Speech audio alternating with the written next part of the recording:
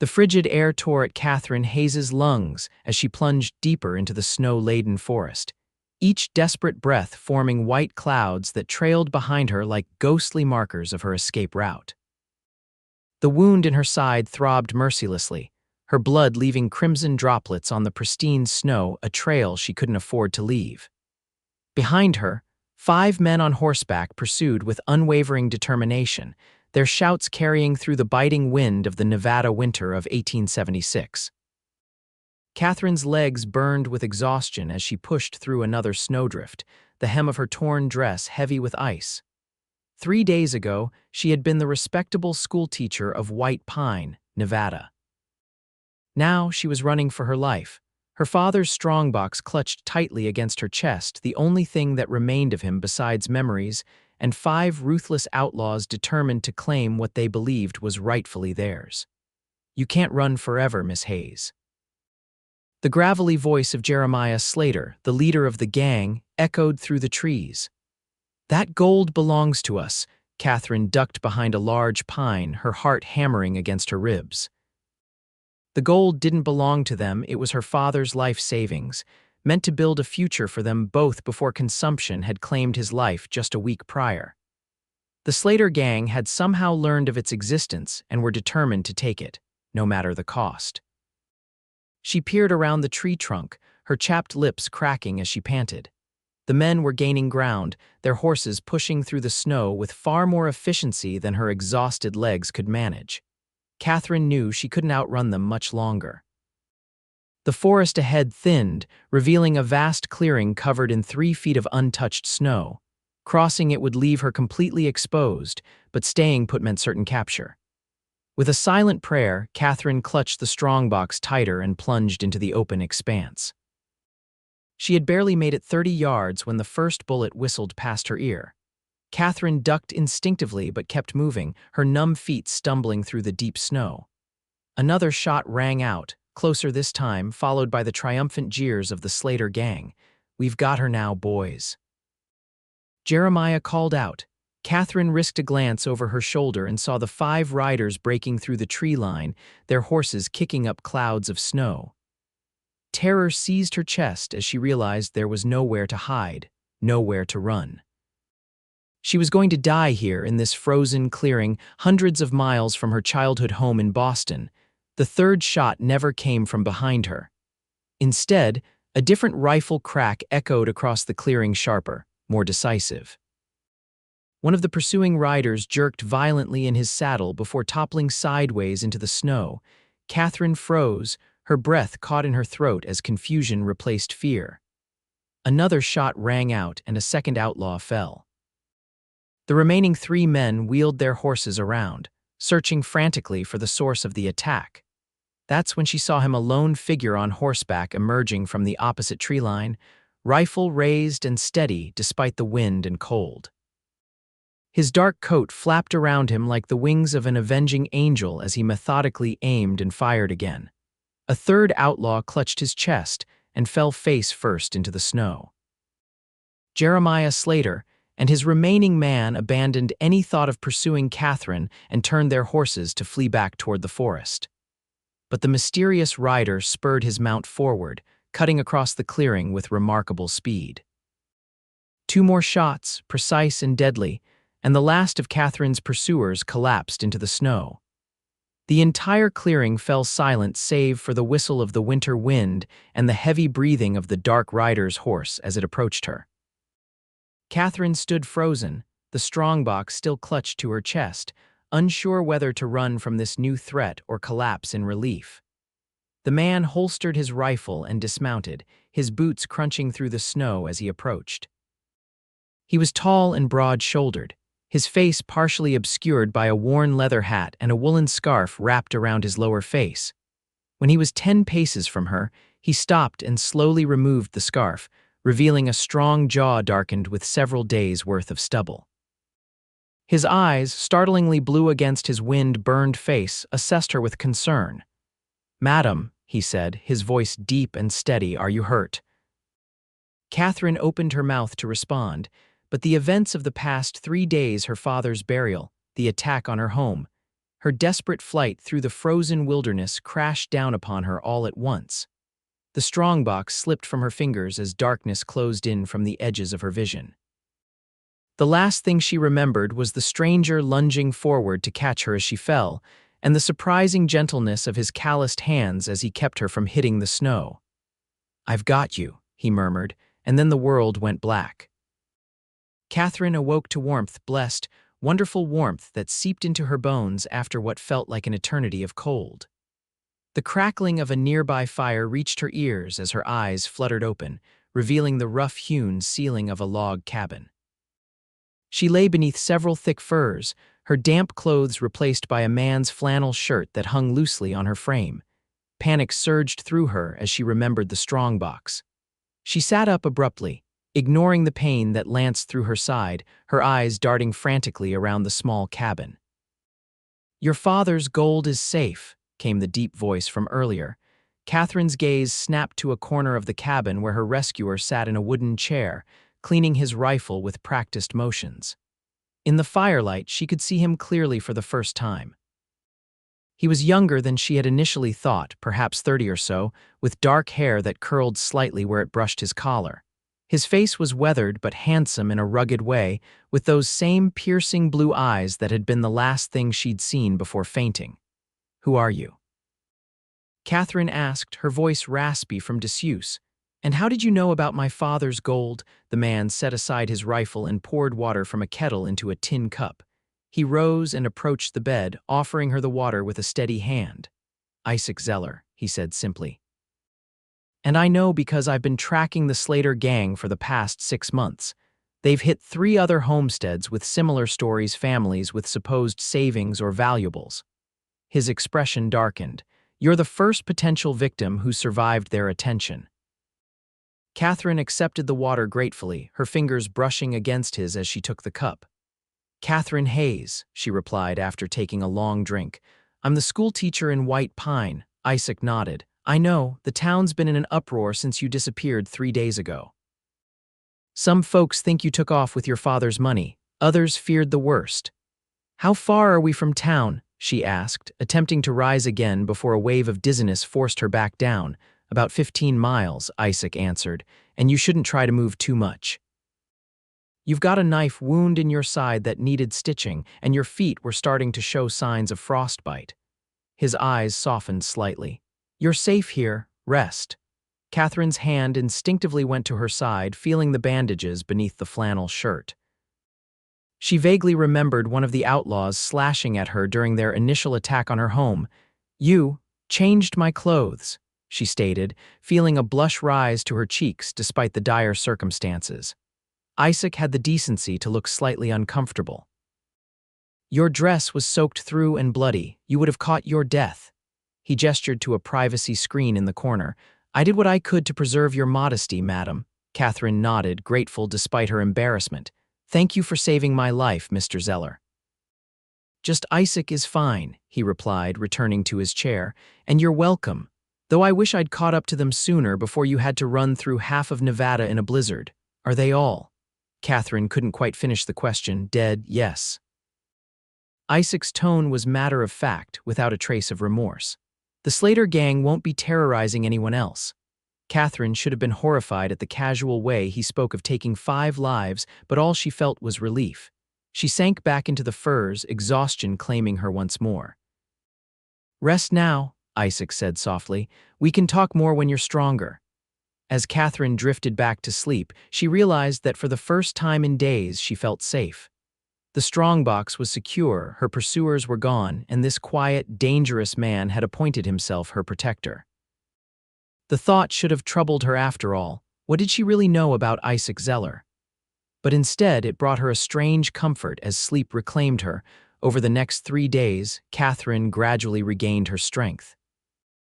Isaac proved to be a surprisingly competent caretaker, changing her bandages with clinical efficiency and preparing simple but nourishing meals from his stores of dried meat, beans, and biscuits. He was a man of few words, answering her questions directly but offering little about himself beyond the basics. She learned that he had been a cavalry scout during the war, that he had spent the past decade moving throughout the Western territories, and that he had been hired by the territorial governor to track down the Slater Gang after their third robbery had left an entire family dead. "Why do you live so far from town?" Katherine asked on the evening of the third day. She sat in a chair by the fire, wrapped in one of Isaac's heavy woolen blankets, watching as he skinned and dressed a rabbit for their supper. Isaac's hands paused briefly before resuming their work. "I prefer the quiet," he said. "Towns have too many people asking too many questions." "Like me," Katherine smiled slightly. The corner of Isaac's mouth twitched in what might have been the beginning of a smile. "You've earned the right to a few questions. Is Isaac Zeller your real name?"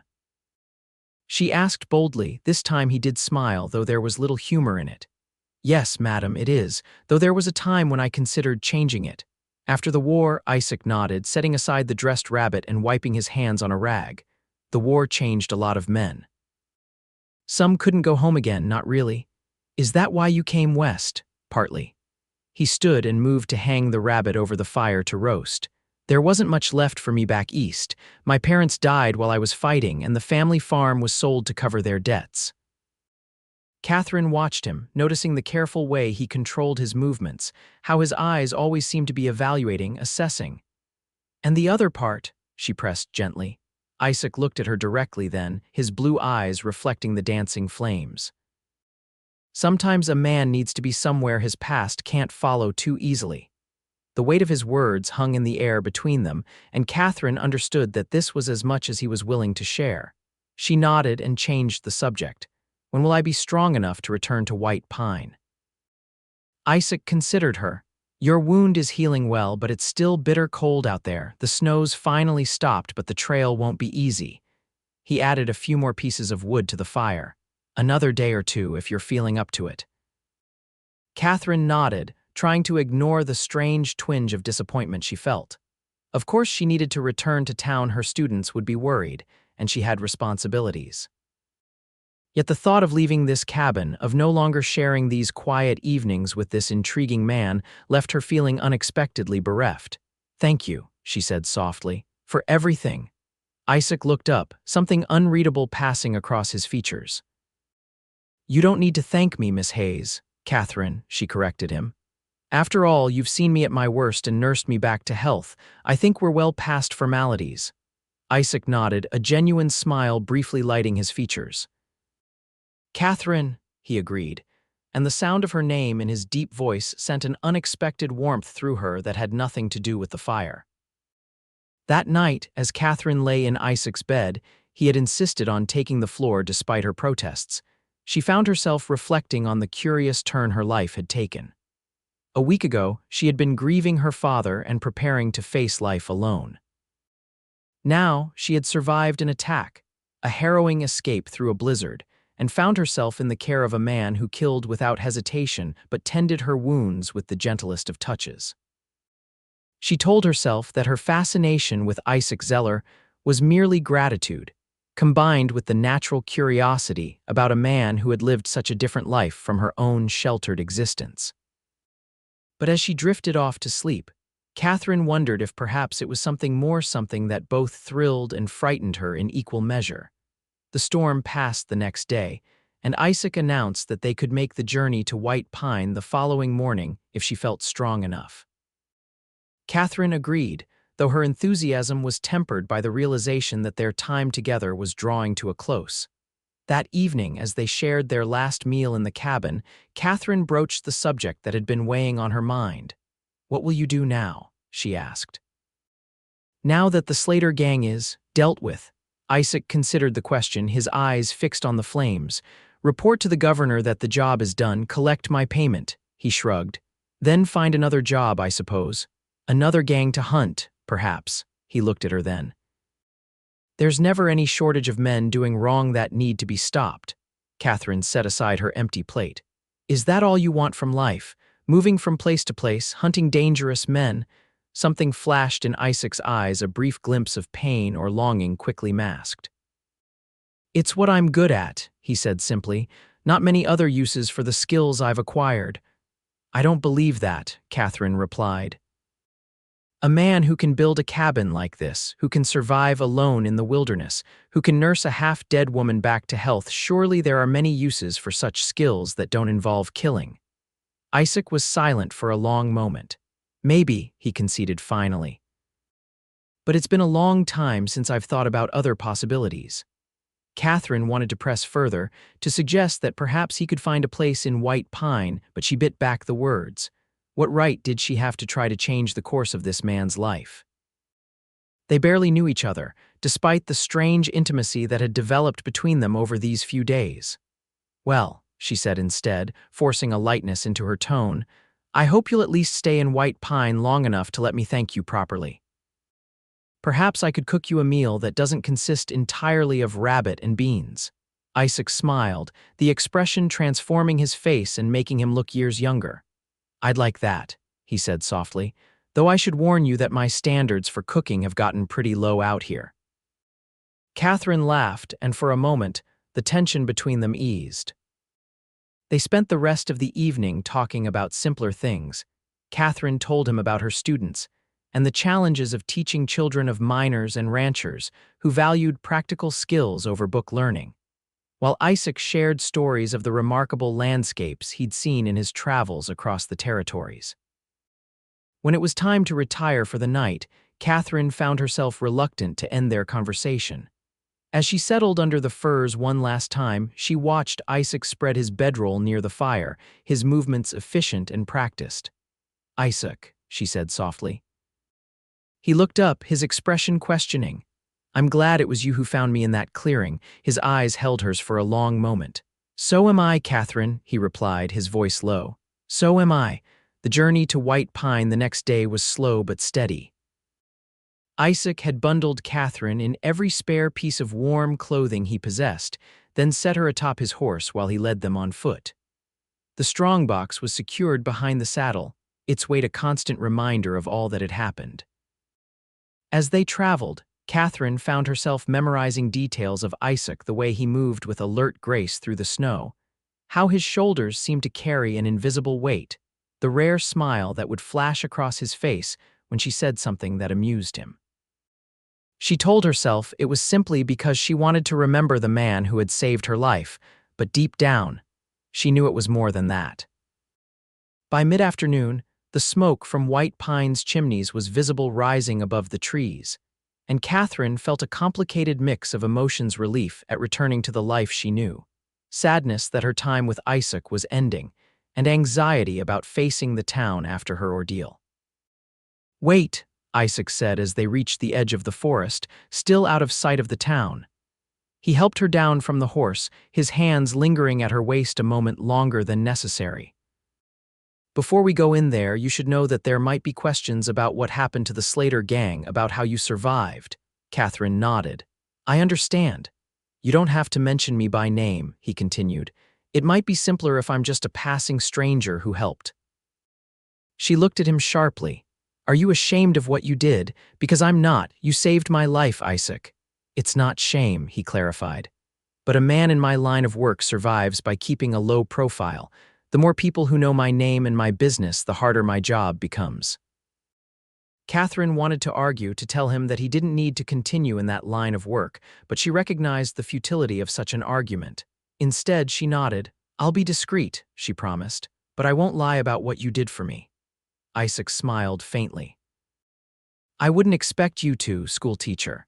They continued toward town, and Katherine couldn't help but notice how Isaac's demeanor changed as they approached civilization. His posture became more guarded, his expressions more controlled, as though he were donning armor against the world. Their arrival in White Pine created an immediate sensation.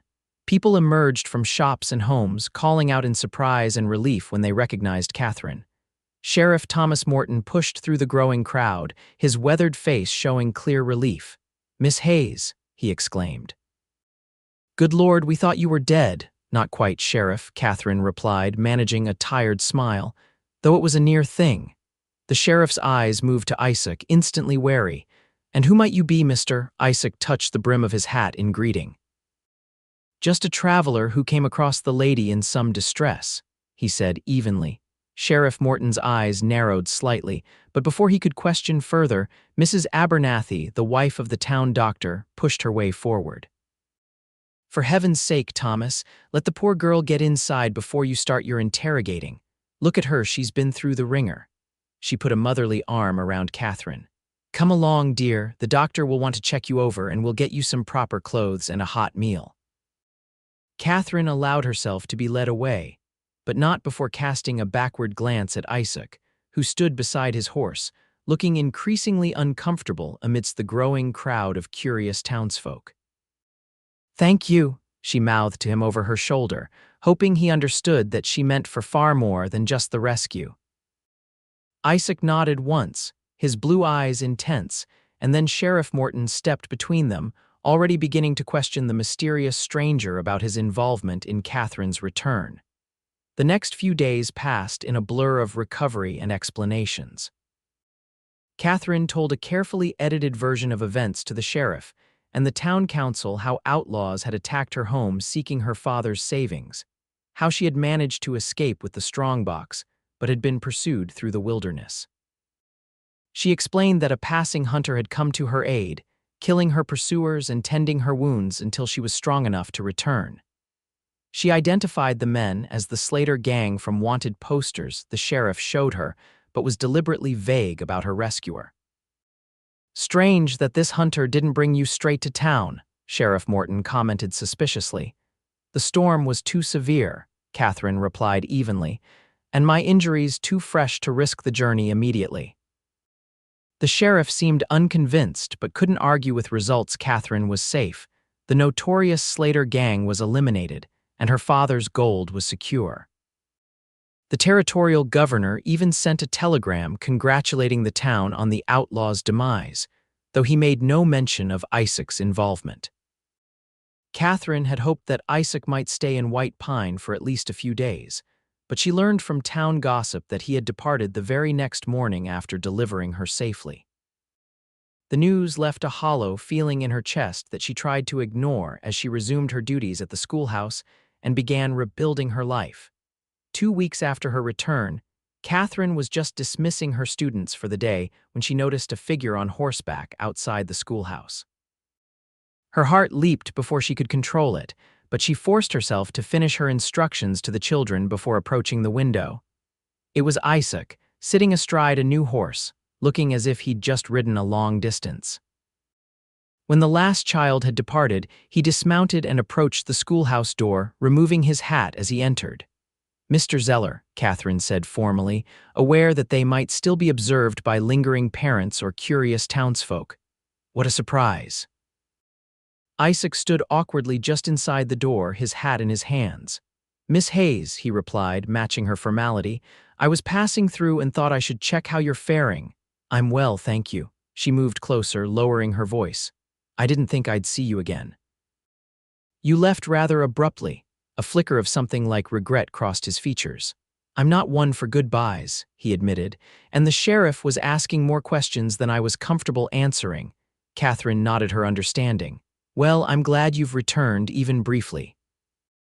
She hesitated, then added, "I meant what I said about thanking you properly. Would you join me for dinner this evening? My father's house is just down the lane from here." Isaac looked surprised at the invitation, but after a moment he nodded. "I'd be honored," he said. "Though I should warn you, I'm not fit for polite company at the moment." He gestured to his trail-worn appearance. 7 o'clock, Katherine said with a smile. "And don't worry about appearances. I've seen you at your worst as well, remember?" A genuine smile broke across Isaac's face. "That you have," he agreed. 7 o'clock, then." Katherine spent the remainder of the afternoon in a state of nervous anticipation, cleaning her small house and preparing a meal far more elaborate than her usual solitary supper. She told herself that she was simply fulfilling her promise to thank him properly, but the care with which she selected her dress and arranged her hair belied that rationalization. Isaac arrived precisely at 7, looking considerably more presentable. He'd clearly found time to visit the bathhouse and barber, and though his clothes were still trail-worn, they were clean. He presented her with a small package wrapped in brown paper. "It's not much," he said as she invited him inside. but I remembered you mentioning that you lost most of your books when you fled. Katherine unwrapped the package to find a copy of Tennyson's poems, slightly dog-eared but otherwise in good condition. She ran her fingers over the leather binding, touched beyond words that he had remembered such a detail from their conversations. "Thank you," she said softly. "I've missed having books around me."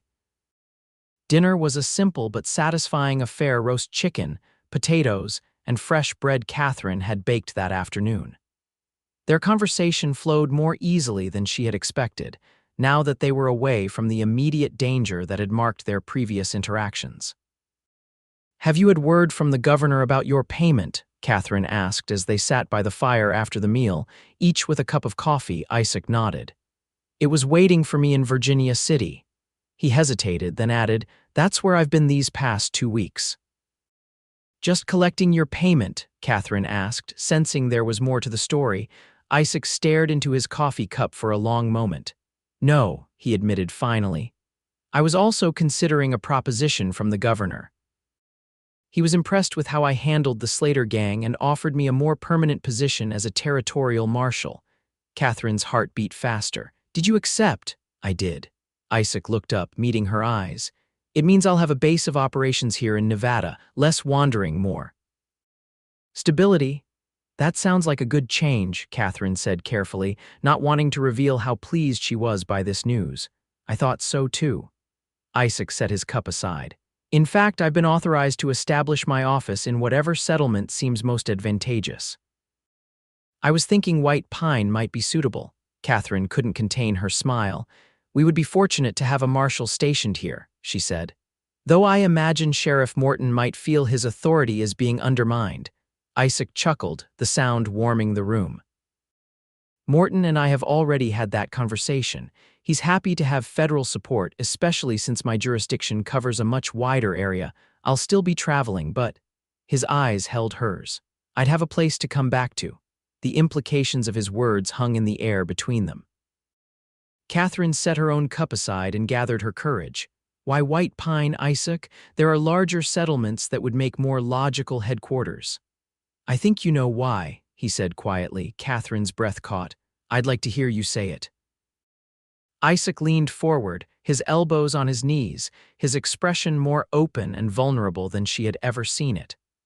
"Because in all my years of wandering, I've never met anyone like you, Katherine Hayes. Because for the first time since the war ended, I found myself thinking about a future that involved more than just the next job, the next hunt." He paused, seeming to search for words. "Because when I rode away from here 2 weeks ago, I couldn't stop thinking about you." Katherine rose from her chair and crossed to where he sat, her heart pounding. She reached out and touched his cheek gently. "I couldn't stop thinking about you either," she admitted. "Even though I told myself it was foolish to feel this way about a man I barely know." Isaac caught her hand and pressed it more firmly against his face, turning slightly to kiss her palm.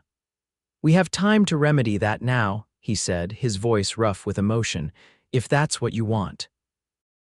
"It is," Katherine whispered, and then his arms were around her, drawing her down onto his lap as his lips found hers in a kiss that spoke of longing, relief, and promise. Spring came early to White Pine that year, the snow melting to reveal tender green shoots and wildflowers dotting the mountainsides.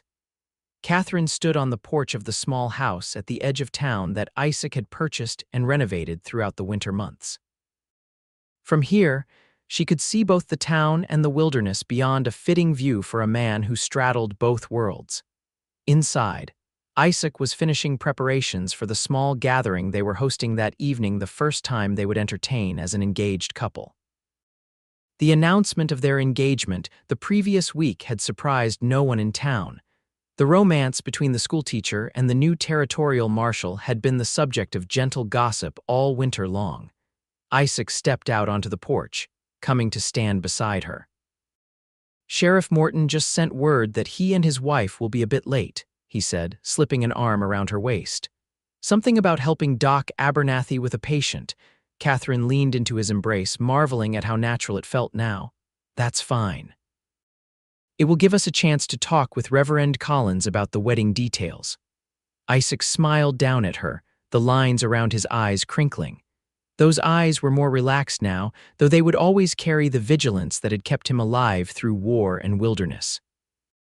June still seems like a long way off, he murmured, pressing a kiss to her temple. Barely 2 months, Katherine reminded him, and you'll be away for some of that time, tracking those cattle rustlers near the Utah border. His arm tightened around her. I'll be back well before the wedding, he promised. Wild horses couldn't keep me away. Katherine smiled and turned in his embrace to face him fully. I know. She reached up to touch the silver marshal's badge pinned to his vest, still new enough that he sometimes reached for it, as though surprised to find it there. I'm proud of you, you know. The work you're doing matters.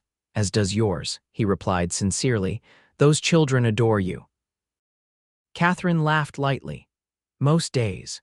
Though young Billy Jenkins might disagree, especially after I made him stay after school yesterday to reconsider his decision to put a frog in Mary Sullivan's lunch pail. Isaac chuckled, the sound still relatively new and precious to her ears. When they had first met, laughter seemed foreign to him, as though it had been beaten out of him by life's hardships. Now it came more freely, another sign of the healing that had taken place in both their lives over the past months. I've been thinking, Isaac said, his tone growing more serious. About what you said that night in my cabin, about there being other uses for my skills besides hunting men. Katherine nodded, remembering the conversation clearly. And the governor mentioned that after this rustler business is settled, he might want me to help survey some of the more remote parts of the territory, mapping trails, noting water sources, that sort of thing. It would mean longer trips away, but less dangerous ones. He searched her face. What would you think of that? I think it sounds perfect for you, Katherine said honestly. You've always loved the wilderness, and as a teacher, I have the summers free. She smiled up at him. Perhaps I could accompany you on some of these surveying trips. I've always wanted to see more of the territory. The look of surprise and delight that crossed Isaac's face made her heart swell. You do that, rough it in the wilderness with me, Katherine laughed. After fleeing through a blizzard with outlaws on my heels, I think I can handle a bit of camping. She grew more serious. Besides, I meant what I said before. You have so many skills, Isaac. You're more than just a gun. I'm glad the governor sees that too. Isaac pulled her closer, resting his forehead against hers. I never thought I'd have this, he confessed quietly. After everything I've done, all the blood on my hands, I didn't think I deserved a normal life, much less happiness. Katherine cupped his face between her hands. The past is behind us, she said firmly. What matters is what we choose to do with the future we've been given. Isaac kissed her then, a kiss full of tenderness and gratitude that made her toes curl in her practical teacher's boots. When they finally parted, his smile was the one she treasured most, open and unguarded, with no shadows lurking behind it. I love you, Katherine Hayes, he said, the words still new enough to send a thrill through her. And I can't wait to make you Isaac Zeller. I love you too, she replied, her heart so full it felt it might burst. More than I ever thought possible on that snowy day when you came charging to my rescue. As the sun began to set behind the mountains, painting the sky in brilliant oranges and pinks, Katherine and Isaac remained on the porch, wrapped in each other's arms. From such violence and fear had come this precious gift, a love neither of them had been looking for but both had desperately needed. Life in the West would never be easy, but facing it together made even the harshest challenges seem manageable. Their first dinner guests were arriving, making their way up the path to the house. Isaac squeezed Katherine's hand once more before they moved to welcome their friends. Tonight was for celebration, for community, for the life they were building together in this small frontier town. Tomorrow would bring new challenges: Isaac's upcoming journey, Katherine's responsibilities at the school, the constant demands of frontier life, but for now, this moment was perfect.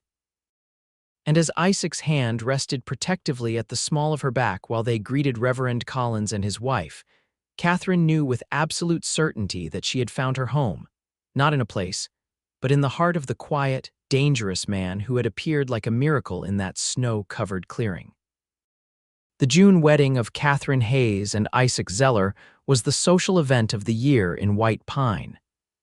The entire town turned out for the ceremony, held in the small church that stood at the center of the community. Katherine wore a dress of ivory silk ordered specially from San Francisco, with her mother's lace veil that had miraculously survived both the journey west and the attack on her home. Isaac, almost unrecognizable in a new black suit, stood tall and proud as he watched his bride walk down the aisle on Sheriff Morton's arm. Their vows were simple but heartfelt, spoken in voices clear enough for even old Mrs. Whitman in the back row to hear without her ear trumpet. When Reverend Collins pronounced them husband and wife, the cheer that went up from the assembled townspeople nearly lifted the church roof. The celebration continued well into the evening, with tables set up in the town square and enough food and drink to feed an army.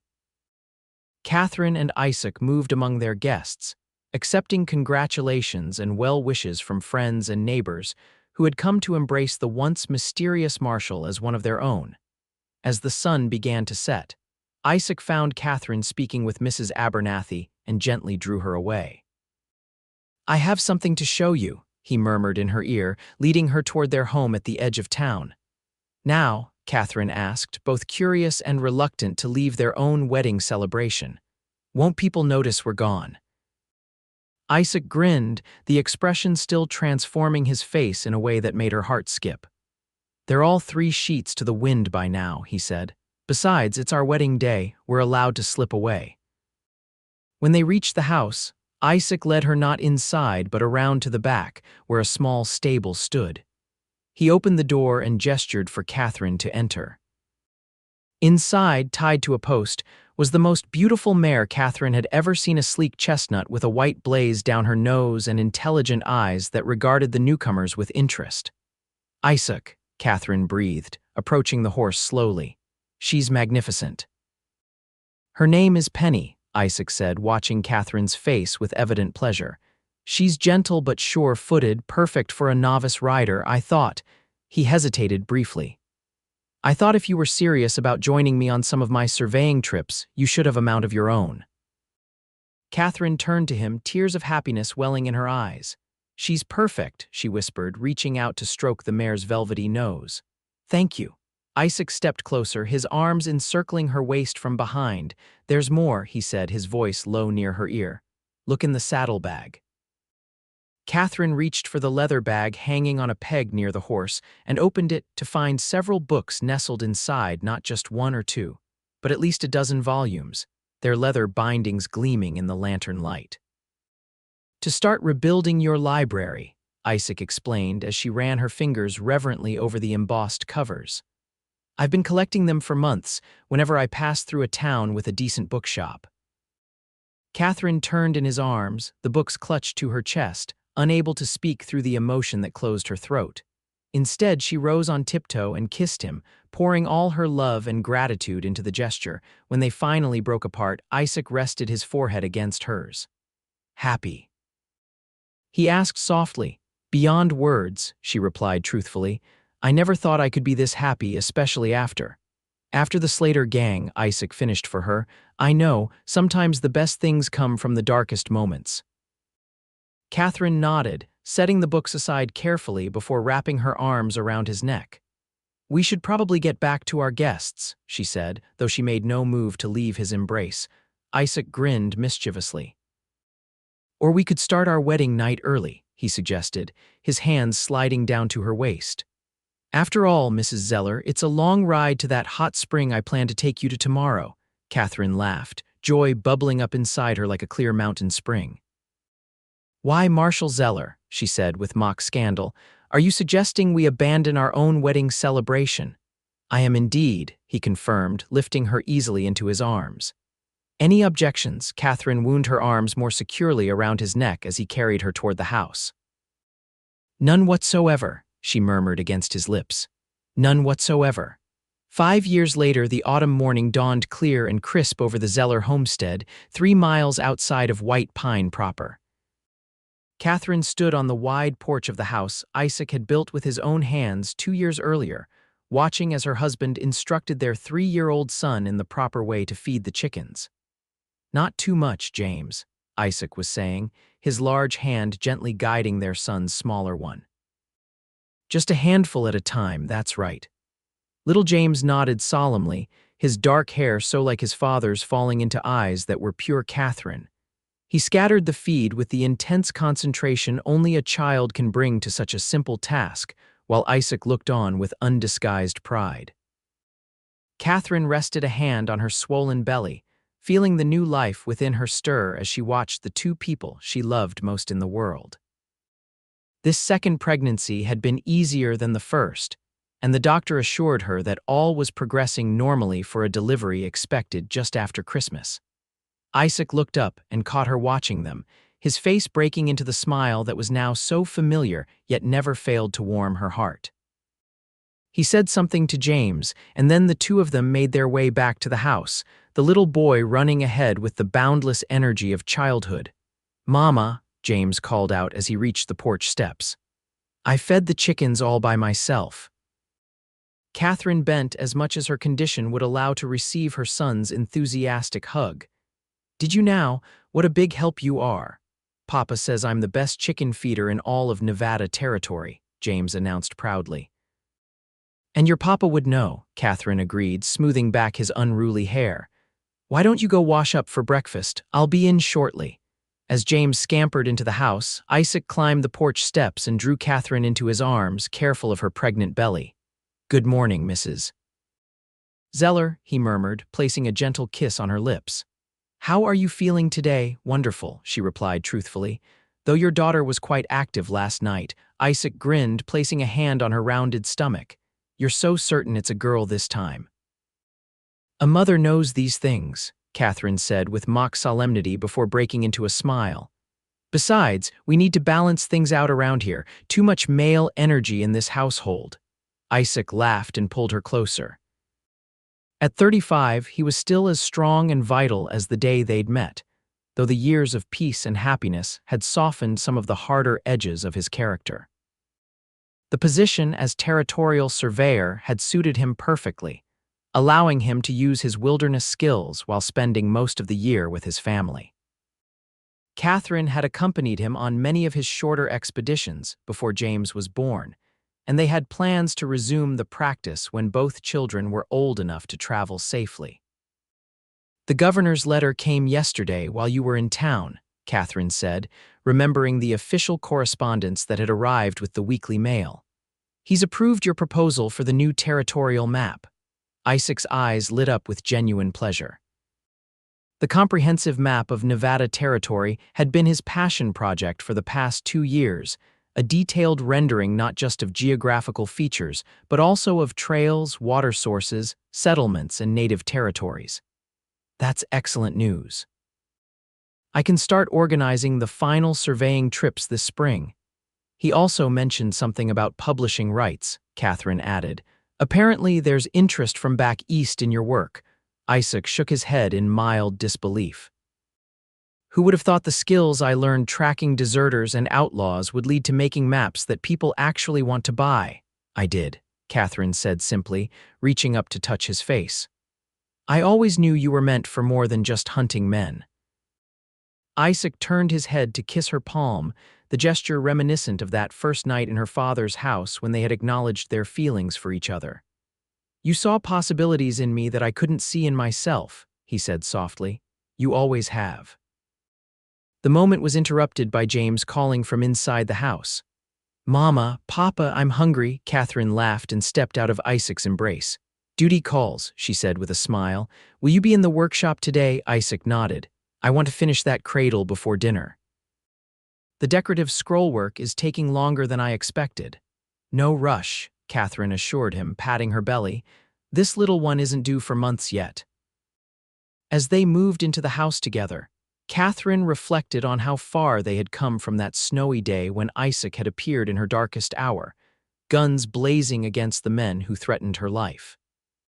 Who could have predicted that such violence would lead to this peaceful existence, a loving marriage, a growing family, and a sense of purpose that fulfilled them both? Breakfast was a cheerful affair, with James chattering about the frog he had found by the creek the previous day and his plans to show it to his best friend, the blacksmith's son, when they went into town later. Isaac listened with the patient attention he always gave his son, asking questions and offering suggestions that made the little boy beam with importance. After the meal, Isaac kissed them both goodbye and headed to his workshop behind the house, while Katherine set about her morning chores with James, helping in his enthusiastic, if not always effective way. By mid-morning, they were ready for their weekly trip into White Pine for supplies and socializing. Katherine had resigned her full-time teaching position after James was born, but she still served as a substitute teacher when needed and maintained close ties with the school. The town had grown considerably in the past 5 years, with the discovery of a new silver vein bringing an influx of miners and the businesses that catered to them. What had once been a small, isolated community was now a thriving town with aspirations of becoming a proper city someday. As Katherine and James made their way down the main street, they were greeted warmly by shopkeepers and passers-by. Her status as both the former schoolteacher and the marshal-turned-surveyor's wife made Katherine a respected figure in the community, and little James was a favorite among the merchants who invariably had a piece of candy or a small treat for the charming boy. They completed their shopping and were heading toward the schoolhouse to deliver some books Katherine had promised to the new teacher when Sheriff Morton hailed them from across the street. "Mrs. Zeller, a moment if you please." Katherine paused, turning to see the sheriff hurrying toward them, his gray hair gleaming in the autumn sunlight. "Good morning, Sheriff," she greeted him with a smile.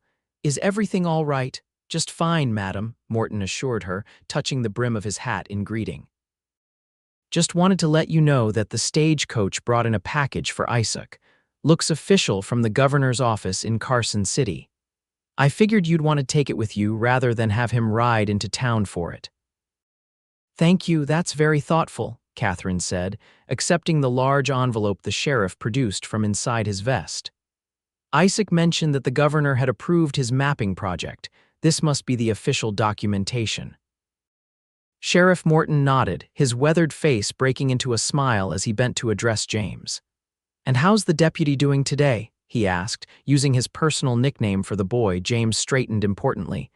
"Very well, Sheriff. I fed the chickens all by myself this morning. Did you now?" "That's mighty responsible of you," the sheriff straightened, winking at Katherine. "He's growing like a weed, isn't he? Looks more like Isaac every day except for those eyes." "He certainly has his father's determination," Katherine agreed with a fond smile at her son. "Thank you for the package, Sheriff. Will we see you and Mrs. Morton at the Harvest Festival next week?" "Wouldn't miss it for the world," Morton assured her. "Margaret's already baking up a storm for the pie contest." They said their goodbyes, and Katherine tucked the envelope into her basket before continuing on to the schoolhouse. The familiar building brought back a flood of memories of her first years in White Pine, of the attack that had changed the course of her life, and of returning to teaching afterward with a new appreciation for the simple joy of imparting knowledge to eager young minds. Miss Porter, the young woman who had taken over Katherine's position, greeted them warmly. "Mrs. Zeller, and young James too, what a lovely surprise." "I brought those geography texts I promised," Katherine explained, retrieving the books from her basket. "Isaac had them sent from San Francisco. They're much more current than what we've been using." "How generous," Miss Porter said, accepting the books with evident delight. "The children will be thrilled, especially since they've been hearing so much about Mr. Zeller's mapping work. Several of the older boys have declared they want to be surveyors when they grow up." Katherine laughed. "Isaac will be pleased to hear that. He's always saying we need more people who understand the land properly."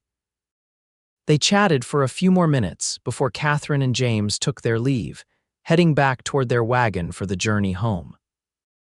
As they passed the site where her father's house had once stood, now occupied by the town's first 2-story hotel, Katherine felt the familiar mixture of nostalgia and gratitude that always accompanied such moments. So much had changed, and yet the core of what made life precious remained the same. She had lost her father and their modest home, had faced death and violence, but had gained a love stronger than she could have imagined, and a family that brought her joy beyond measure. When they returned to the homestead, Isaac emerged from his workshop to help unload the supplies, flour dusting his dark hair where he had pushed it back with dusty hands. The domesticity of the moment, her husband pausing in his woodworking to help with groceries, their son excitedly recounting every detail of their trip to town, filled Katherine with a contentment so deep it almost hurt. "The sheriff sent this for you," she said, handing Isaac the envelope after the supplies had been carried inside. "From the governor's office." Isaac wiped his hands on his trousers before accepting the package, his expression curious. He broke the seal and scanned the contents quickly, his eyebrows rising in surprise. "What is it?" Katherine asked, noting his reaction. "It's an appointment," Isaac said, looking up from the paper with an expression of disbelief. "The governor wants to appoint me as the Territorial Commissioner of Surveys and Lands. It's a permanent position based in Carson City." Katherine's heart skipped a beat. Carson City, but that would mean moving, Isaac finished for her, his eyes searching her face. Leaving White Pine. The silence that fell between them was weighted with the significance of the moment. Carson City was the territorial capital, a growing city with advantages. White Pine couldn't offer better schools for the children, more opportunities, a more comfortable life in many ways. But it would mean leaving behind the community that had embraced them, the home they had built together, the life they had carved out of wilderness and tragedy. "What do you think?" Isaac asked finally, setting the letter aside to take her hands in his. Katherine considered the question carefully. 5 years ago, she might have clung desperately to the safety and familiarity of White Pine, afraid to venture into the unknown again after all she had endured. But loving Isaac had taught her that sometimes the greatest joys came from taking risks, from embracing change rather than fearing it. "I think," she said slowly, "that we should consider it carefully. It's a wonderful opportunity, Isaac, recognition of all your hard work. But White Pine is our home," he said, uncertainty clear in his voice. "James was born here. We built this place together." Katherine smiled, squeezing his hands. "Home isn't just a place, Isaac. It's wherever we're together." She glanced around the kitchen where so many happy memories had been made. "We can make a new home in Carson City if that's what's best for our family." Isaac pulled her into his arms, careful as always of her pregnant condition. "I don't have to accept," he said against her hair. "We're happy here, we have everything we need." "Let's not decide right away," Katherine suggested, pulling back to look into his eyes. "We have time to think about it, to discuss what's best for all of us." She placed his hand on her belly where their second child grew. "For all 4 of us." Isaac nodded, pressing a kiss to her forehead. "Wise as always, Mrs. Zeller," he murmured. "We'll think on it." That evening, after James had been tucked into bed with a story about brave explorers mapping uncharted territories, Katherine and Isaac sat on their porch watching the stars emerge in the clear autumn sky. The governor's letter lay on the small table between them, its contents still sending ripples through their carefully constructed life. "I never imagined this," Isaac said quietly, breaking the comfortable silence. "When I was tracking the Slater Gang through that blizzard, I never dreamed that 5 years later I'd be considering a government position with a wife and child and another on the way." He shook his head in wonder. "Life takes strange turns." "Indeed it does," Katherine agreed, thinking of her own journey from Boston debutante to frontier schoolteacher to wife and mother. "If father hadn't fallen ill, if we hadn't come west seeking a drier climate for his lungs, if the Slater Gang hadn't attacked our home." She reached across the space between their chairs to take his hand. "So many things had to happen exactly as they did for us to be here now." Isaac turned her hand over and traced the lines of her palm with his finger, a gesture that still sent shivers up her spine after all their years together. "Do you ever regret it, coming west, all you endured?" "Never," Katherine said without hesitation. "Not for a moment. Every hardship led me to you, to James, to this life we've built together." She smiled in the darkness. "Besides, I rather like who I've become out here." The Boston version of Katherine Hayes would never have survived outlaws, blizzards, and life on the frontier. Isaac chuckled, the sound warm in the cool night air. "I would have liked to see you back then, all proper and prim, probably terrified of dirt and bugs." "I was not prim," Katherine protested with a laugh. Well, perhaps a little, but I've always had an adventurous spirit, even if society didn't always allow me to show it. That much is clear, Isaac agreed. Not many women would have grabbed a strongbox and fled into a blizzard rather than surrender to outlaws. The mention of that fateful day brought them back to the matter at hand, the governor's offer and the potential move to Carson City. Katherine watched her husband's profile in the dim light from the house windows, seeing the thoughtful crease between his brows. "What's truly holding you back?" she asked gently. "Is it just the attachment to white pine or something else?" Isaac was quiet for a long moment, his thumb still tracing patterns on her palm. "Part of me," he said finally, "still doesn't believe I deserve this kind of recognition, this kind of life." He gestured with his free hand toward their home, their land. "After everything I did during and after the war, the men I killed, including the Slater Gang." "Isaac," Katherine interrupted softly, "how many times must we have this conversation? The past is the past. You've more than atoned for whatever you believe requires atonement." She leaned forward, forcing him to meet her gaze. "You are a good man, a loving husband, a wonderful father, a valued member of this community. If anyone deserves recognition for their skills and contributions, it's you." The corner of Isaac's mouth lifted in a half-smile. "You've always had more faith in me than I have in myself. And I've always been right," Katherine replied with mock severity, drawing a real smile from him. Isaac raised her hand to his lips, pressing a kiss to her knuckles. "What would I do without you, Katherine Zeller?" "Fortunately, you'll never have to find out," she assured him. "Now, about Carson City, let's do it," Isaac said suddenly, surprising her with his decisiveness. "Let's accept the position and move to Carson City." Katherine blinked. "Are you certain? I thought you wanted more time to consider." "I've been considering it since the letter arrived," Isaac admitted. "And everything you just said, you're right. This is an opportunity not just for me but for our family. Better schools for James and the baby, more opportunities, a chance to make a real difference in how the territory develops." His eyes were bright with a new enthusiasm. "The work I'd be doing could help ensure that settlement happens in a way that respects the land and its original inhabitants. That matters." Katherine felt a surge of pride and love for this man who had come so far from the hard, silent hunter she had first encountered. "Then we'll go," she said simply. "We'll make a new home in Carson City, and it will be wonderful because we'll be together." Isaac stood and pulled her gently to her feet, wrapping his arms around her as best he could with her pregnant belly between them. "Have I told you today how much I love you?" he murmured against her hair. Not since this afternoon," Katherine teased, tilting her face up for his kiss. "Unforgivable oversight," Isaac said solemnly before his lips met hers in a kiss that, even after 5 years, still made her knees weak. As they stood embracing on the porch of the home they would soon leave behind, Katherine reflected on the extraordinary journey that had brought them to this point. From a snow-covered clearing where death seemed certain to this moment of hopeful anticipation for their future, it was a path neither of them could have foreseen, but one that had led to the deepest happiness either had known.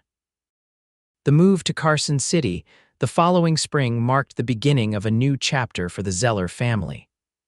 Little Elizabeth Rose was born just after Christmas, a healthy, strong-lunged daughter who immediately wrapped her father around her tiny finger.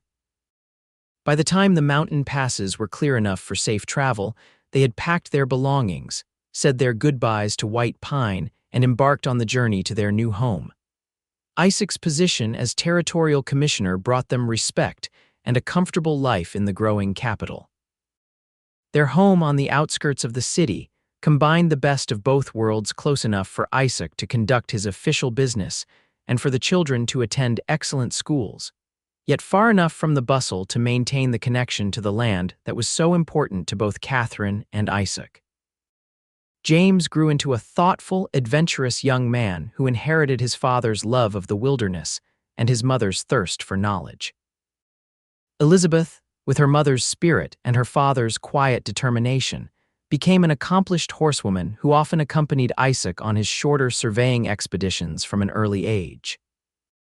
2 more children followed, twin boys, Thomas and William, who brought joyful chaos to the household with their boundless energy and mischievous spirits. Katherine never returned to full-time teaching but found fulfillment in helping to establish Carson City's first public library, and in writing educational materials that incorporated the rich history and geography of the territory. Her series of readers for frontier children, which combined practical knowledge with engaging stories, became widely used throughout Nevada and neighboring territories.